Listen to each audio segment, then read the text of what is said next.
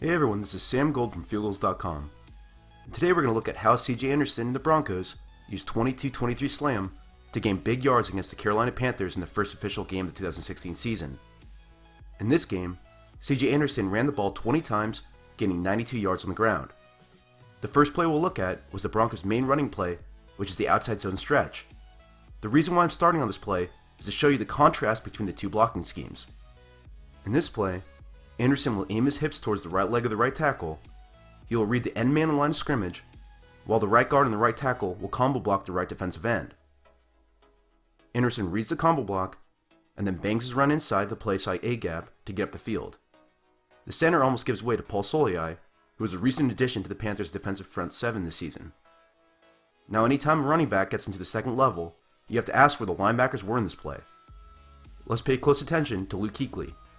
He takes a play side step initially, and then sees the tight end coming across the formation on the backside cut block, which actually convinces him enough to step backside.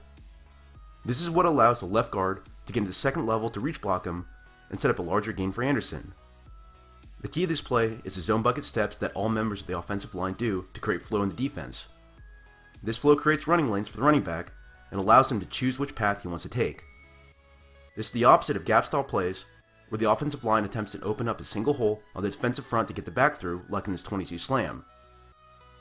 This mixture of gap style running plays, as a variation to Gary Kubiak's zone blocking scheme, actually worked really well against the Panthers last Thursday, allowing C.J. Anderson to get big yards on multiple plays. In this play, the offense is attempting to attack the two hole. What I mean by the two hole is that it's the hole between the right guard and the right tackle. After the snap, Anderson angles his hips play side and takes the handoff. The right guard down blocks the one-tech defensive tackle, while the center attempts to rotate his hips around the defensive tackle to set up the cutoff block. Notice how he uses his play side arm to try to position himself in front of the defensive lineman. During this, the right tackle hinge blocks the end man on the line of scrimmage outside. This is what opens the hole. The fullback gets to the second level and hits number 58 Thomas Davis. Davis actually seemed hesitant on this running play, which is pretty rare. Possibly he was expecting some trickery, but he allows the fullback to completely block him, which gives Anderson the hole to gain 10 yards. Now the other inside linebacker, Luke Kuechly, he is held in place by the bootleg action. This is a staple in any sort of zone running scheme that features a decent bit of play action rollout passing. The Broncos actually didn't do much in this particular game, but the Panthers were definitely expecting it. This is enough to hold Kuechly from crashing on the play side B gap instantly, which gives Anderson an extra yard or two. The slam, or 23 slam in this case, since the Broncos were attacking the hole between the left guard and left tackle, worked wonders last Thursday, especially when you have someone like Demaryius Thomas, who is a more than willing run blocker. He slants inside and blocks Kurt Coleman, so Anderson can get into the secondary. Anderson jukes and makes James Bradbury a miss to get up the sideline for a large gain.